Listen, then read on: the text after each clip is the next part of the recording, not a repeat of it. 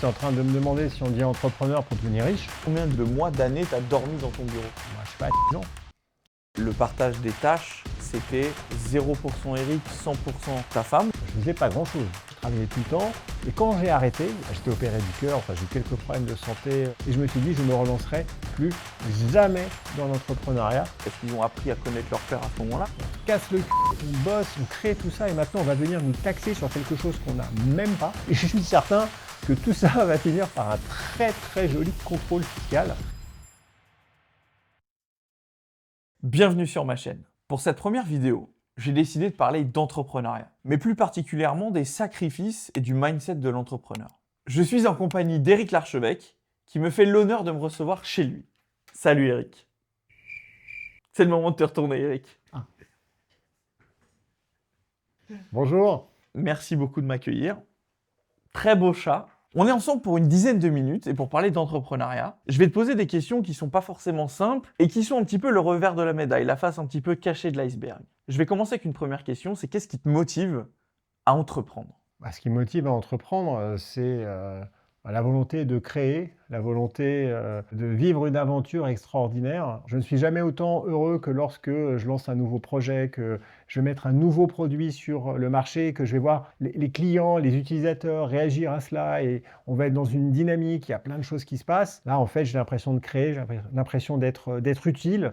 Et j'ai vraiment cette énergie qui est extrêmement puissante. Et ça, on finit par être accro à ces moments-là. Et c'est ça qui me motive, je pense. Je comprends. Est-ce que naturellement, en tant qu'humain capitaliste, c'est pas aussi le seul moyen de casser le plafond de verre du revenu sans limite? C'est-à-dire que aujourd'hui, je prends les meilleurs salaires du monde, ça va être un trader à New York, ça va être ce genre de profils qui peuvent toucher jusqu'à 1 million, 2 millions, 10 millions par an. On a aussi des patrons d'entreprises cotées, alors qu'ils sont propriétaires de leur entreprise souvent, mais on a aussi des patrons d'entreprises cotées qui sont salariés et ça va aussi chercher très haut. Est-ce que, voilà, naturellement, tu dis, c'est mon moyen aussi de gagner le plus d'argent possible, plus que en étant simplement salarié? En fait, tu es en train de me demander si on devient entrepreneur pour devenir riche. Parce qu'effectivement, l'entrepreneuriat est la seule façon de créer en fait une fortune générationnelle. Si tu veux t'extraire complètement de ton environnement et gagner des dizaines de millions, des centaines de millions, il n'y a que l'entrepreneuriat qui permet de le faire. Et les sportifs de haut niveau?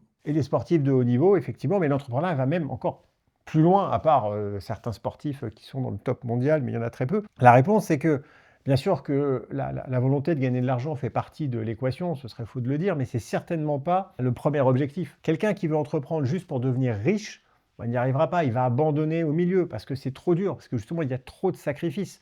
Et il faut avoir un vrai moteur intérieur qui soit bien plus puissant que la seule recherche de la richesse. Je suis d'accord avec toi. Et ce qu'on oublie de dire souvent, c'est que sur le chemin, il y a d'énormes sacrifices à faire. À titre personnel, je sais que je suis prêt pour une part de sacrifice. Je suis prêt à sacrifier quelques week-ends, je suis prêt à sacrifier des vacances, mais je ne suis pas prêt à tout sacrifier.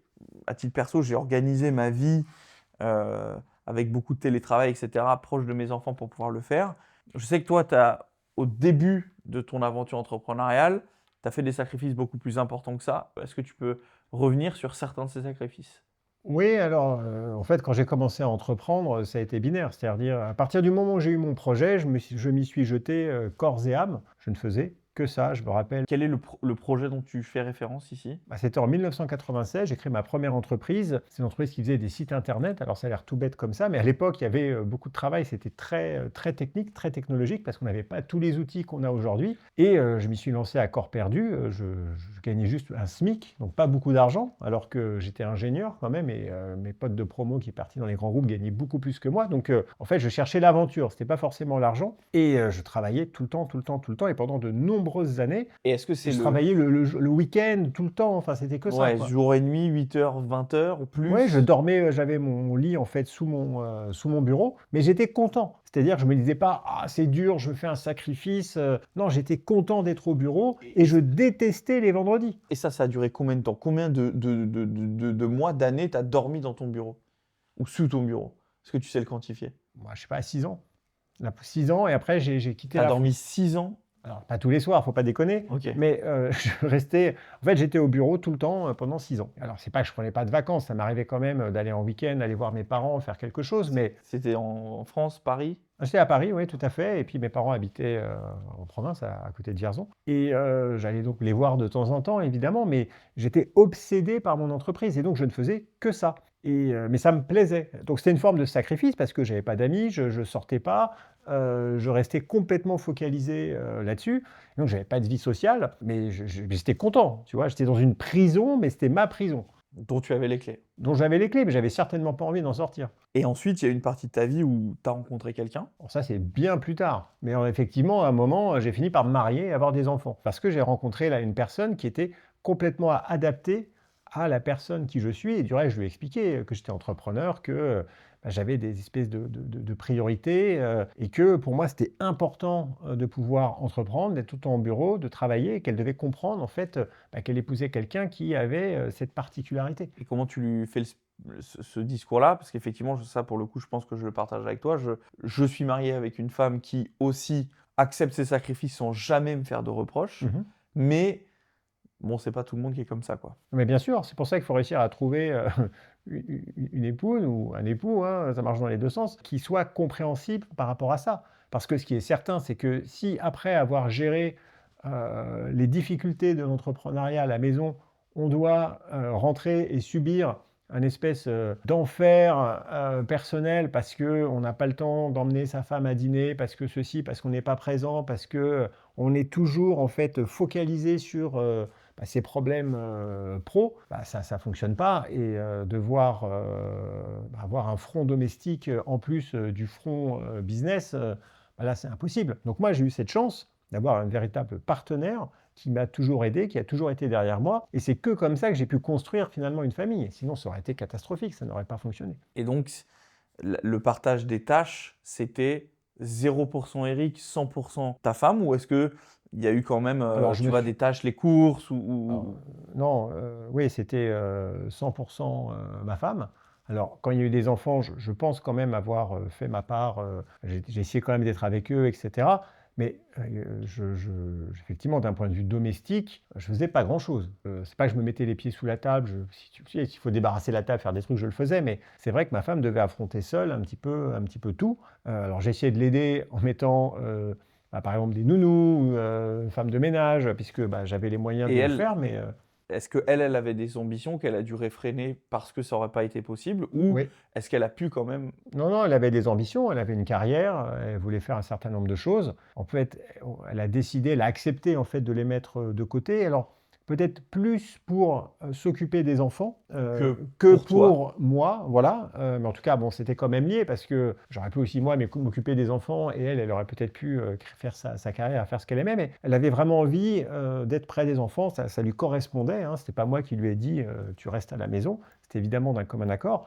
Mais bon, bien sûr qu'elle a dû faire ce sacrifice, c'est sûr. Et pour les enfants bas âge, les nuits, les pleurs, est-ce que tu te levais la nuit? Comment Oui, ça oui, se je me passait? levais la nuit quand même, je n'étais pas à partir dormir ailleurs, je ne sais pas quoi. Donc là-dessus, non, j'ai essayé, en tout cas c'est l'impression que j'ai, hein, de faire ma part, d'être quand même assez présent avec les enfants. Mais c'est vrai que souvent, par exemple, les sorties, le week-end, les trucs, bah, j'essayais d'y échapper parce qu'en fait, je voulais travailler. Et même quand je sortais, je sais pas, au musée ou faire une balade, Tu travaillais. dans ma tête, je travaille. Ouais. Bien sûr, je ne pouvais pas m'arrêter, c'était impossible. J'ai un peu le même vice, et c'est vrai que c'est me faire violence que de lâcher le téléphone et d'essayer de Bah bosser oui, le c'est week-end, quoi. difficile, c'est très difficile. Moi, je travaille tout le temps et je peux pas faire autre chose de toute façon. Je ne sais pas faire autre chose que travailler. Les choses ont un petit peu changé pour toi à partir de 2018-2019. Ledger, comment ça s'est passé cette fin? Un peu plus de temps du coup à consacrer à la famille. Alors, j'ai quitté mon poste de président, un CEO de Ledger en 2019. J'ai arrêté toute fonction opérationnelle et je me suis retrouvé un petit peu du jour au lendemain avec bah, beaucoup de temps. C'est là où j'ai commencé ce que j'appelle ma slow life, c'est-à-dire qu'après avoir quitté Ledger, j'ai quitté Paris, je me suis installé ici, j'ai repris un domaine, j'ai commencé à le restaurer, à le rénover. Et j'ai eu plus de temps et là, j'ai pris plus de recul. En plus, il y a eu le Covid qui est arrivé à ce moment-là. Donc, ça m'a complètement déconnecté du reste parce que tout le monde était dans cette même situation. Et là, bah, j'ai pu rester plus, voir plus mes enfants qui ne comprenaient pas ce qui se passait parce que ça les a choqués hein, de me voir tout le temps à Est-ce la qu'ils... maison. Je te pose une question un peu Ouais. difficile. Est-ce qu'ils ont appris à connaître leur père à ce moment-là, ou c'est c'est trop exagéré de dire Non, ça? c'est trop exagéré parce que je les voyais quand même tous les soirs, je leur racontais des histoires. J'ai essayé d'être présent un petit peu quand même, sûrement pas assez. Mais après, oui, ça s'est rattrapé. Après, bon, ils me connaissaient comme ils savaient qui j'étais, tu vois. Et quand j'ai quitté Ledger, en fait, il m'est arrivé quelque chose, c'est que j'ai compris que pendant toutes ces années où j'avais travaillé pendant 20 ans, en fait, j'avais accumulé une charge mentale négative, vraiment beaucoup de difficultés dans mon corps parce que je travaillais tout le temps. Et quand j'ai arrêté, et le médecin que j'ai vu après m'a expliqué quand on arrête, en fait, c'est là où il y a tout qui tombe quand on se relâche. Et donc, je me suis retrouvé, j'étais opéré du cœur, enfin, j'ai eu quelques problèmes de santé qui n'étaient pas extrêmement graves, mais étaient quand même sérieux, et qui provenaient du fait que j'avais trop tiré sur la corde. Donc là, je me suis dit, OK, qu'est-ce que tu veux, Eric? Je me suis dit, non, je vais calmer un petit peu le jeu et je vais passer plusieurs années à faire autre chose, à investir, à redonner un petit peu à l'entrepreneuriat en faisant du coaching, etc. Et je me suis dit, je me relancerai plus jamais dans l'entrepreneuriat parce que c'était trop dur, ça avait été trop difficile, réussir à faire de Ledger une licorne. Ça avait été extrêmement difficile, j'avais trop souffert et je voulais pas y retourner. Et donc j'étais parti plutôt dans une autre carrière, à me dire maintenant, Slow Life, slow c'était life, le début enfin, c'était ce que tu pensais être la fin. la fin de ma carrière, ouais, la fin de mon histoire, ouais. Et donc, c'est là que commence Qui veut être mon associé, Tout à fait, que voilà, tu gagnes en notoriété, ouais, bien sûr. que tu as un énorme gain de notoriété qui se fait à ce moment-là. Donc là, on est en 2020. Ouais, ouais, donc on a fait la première saison fin 2019 et 2020, ça a été diffusé, ouais, juste avant le Covid. Ok. Et donc là, tu te dis, c'est bon, ça peut être la fin de ma vie, je serais content comme ça, qui va être mon associé. Oui, Et la vie suit son cours. exactement. Et je me disais, en fait, je vais faire de l'investissement, je vais essayer de suivre d'autres entrepreneurs, de vivre des aventures par procuration. J'ai commencé à faire du coaching, à faire des séminaires dans mon domaine. Et je me suis dit, ça va être ma vie, je vais continuer comme ça, tranquille. Donc là, ça fait combien de saisons? Et qu'est-ce qui se prépare pour la nouvelle saison qui va être mon associé? Là, on va commencer à tourner la 6e saison au mois d'octobre. Et ça va être à nouveau des entrepreneurs qui viennent proposer leur business. Je ne sais pas s'il y aura des nouveautés, hein, ils ne nous disent pas grand-chose avant le tournage, mais je pense surtout que la typologie ou la manière dont les pitchs vont être faits seront différents parce que l'entrepreneuriat en France aujourd'hui n'est plus le même, l'économie n'est plus la même, et c'est vrai que l'accès au capital est beaucoup plus difficile. Donc je suis assez curieux de voir comment ça va se passer là pour cette saison. Une autre question que j'ai à te poser, avec tout ce que tu as fait, réussi dans ta carrière, tu te retrouves en plein cœur d'un débat qui agite la France, la taxe Zuckman. Pourquoi est-ce que tu mets un pied d'honneur à défendre ton avis sur ce projet de loi? Simplement parce que je le trouve injuste. C'est tout simplement ça. À la base, hein, j'y suis allé parce que on avait reproché aux personnes qui avaient réussi d'être à la source des maux de toute la France. Ça m'est quand même assez choqué, donc j'ai commencé à donner un petit peu mon avis. Et puis après, la taxe Zuckman est arrivée, et quand j'ai vu que la manière dont elle fonctionne est injuste, la manière dont elle est calculée, etc. Donc je ne vais pas revenir là-dessus, je me suis beaucoup exprimé sur le sujet. En fait, c'était un sentiment d'injustice, et de se dire, mais attendez, on se casse le cul, on bosse, on crée tout ça, et maintenant on va venir nous taxer sur quelque chose qu'on n'a même pas. Je me suis dit, mais alors c'est pas possible, je fais partie de ces 500, il faut bien que quelqu'un dise quelque chose. Et pourquoi toi? C'est parce que tu as beaucoup de notoriété parmi les 500? Non, alors, Parce que ça doit être Bernard Arnault qui l'a fait oui, aussi? tout à fait, j'ai pas été le seul. Mais en fait, ça vient à la base que j'aime bien débattre, j'aime bien expliquer les choses, et j'avais envie d'expliquer aux Français comment fonctionne un petit peu l'économie du point de vue d'un entrepreneur. Parce que j'ai pu constater en voyant tous les commentaires que l'éducation financière en France était extrêmement faible, que tout le monde pensait que j'avais vraiment des centaines de millions d'euros en cash sur mon compte en banque, qu'il mélangeait absolument tout. Et donc c'est pour ça que j'ai commencé à répondre et à donner mon avis. Parce que j'aime transmettre, j'aime expliquer. Et je me suis dit, si au moins je peux utiliser ma notoriété, ma légitimité pour pouvoir transmettre des informations et éduquer un petit peu les Français sur le sujet, je le ferai. Et puis après, on a commencé à m'inviter, à me poser des questions partout. Et puis voilà, maintenant je suis au cœur de ce débat, mais c'est sûr que j'ai rien à y gagner, j'ai plutôt tout à perdre. Je suis certain que tout ça va finir par un très très joli contrôle fiscal. Ça me paraît évident parce que j'ai ouvert ma gueule.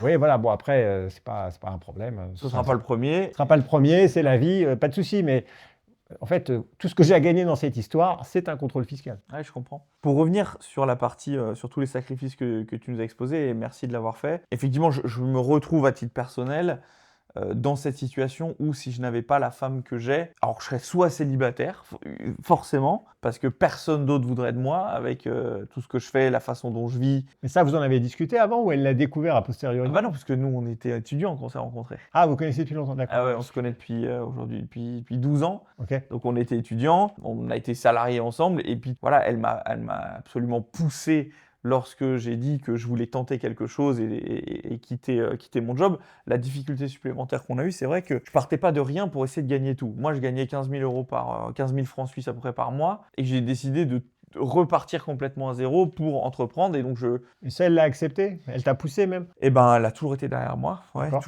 toujours. Parce que bon, elle a dû faire des sacrifices aussi. Au moment où je fais ça, on n'a pas d'enfants, d'accord? Donc on Ouais. n'est que deux. Voilà, on vit dans 50 mètres carrés, donc on a de quoi payer le loyer. J'ai un petit peu d'économie. Je crois que j'ai à peu près 20 000 francs donc, d'économie au moment où je quitte. Donc ça laisse un petit peu de répit, mais pas tant que ça. Parce que 20 000 francs à Genève, ça part très Ouais, très en vite. Suisse, ça vaut pas grand-chose. Ouais. C'est vrai. Et donc, effectivement, elle m'a poussé. Je fais le pari de rejoindre une jeune startup crypto qui deviendra Meria, qui était les prémices de Meria, avec un petit salaire, mais aujourd'hui encore, je le répète, voilà, meilleur choix de ma vie, je le referai tous les jours. J'ai ce regret. Alors, toi, tu l'auras certainement pas parce que tu n'as jamais connu le salariat, tu as toujours été entrepreneur. On n'a jamais voulu être salarié. Ouais. Moi, j'ai ce regret de me dire, mince, j'aurais dû commencer plus tôt. Je regrette de ne pas avoir fait plus tôt. Mais c'est vrai que ce bagage financier m'a quand même énormément aidé. Tout ce qu'on a fait avant, ça sert toujours. Donc, faut pas avoir peur de ça. Mais voilà, il y a un dicton qui dit, derrière chaque grand homme, il y a une grande femme. Et c'est vrai que c'est quelque chose que je partage. Aujourd'hui, est-ce que ta femme est prête à accepter ta nouvelle aventure qui se prépare? Ah bah, je pense, oui, parce qu'elle sait aussi que quelque part, je trouve un meilleur équilibre quand je me retrouve dans ce genre de situation. Je suis peut-être même quelqu'un, un meilleur époux, un meilleur mari peut-être que lorsque je suis dans une slow life. Donc oui, je pense que, bien sûr, qu'elle est derrière moi. Et donc, bon, je pense que ça va bien se passer.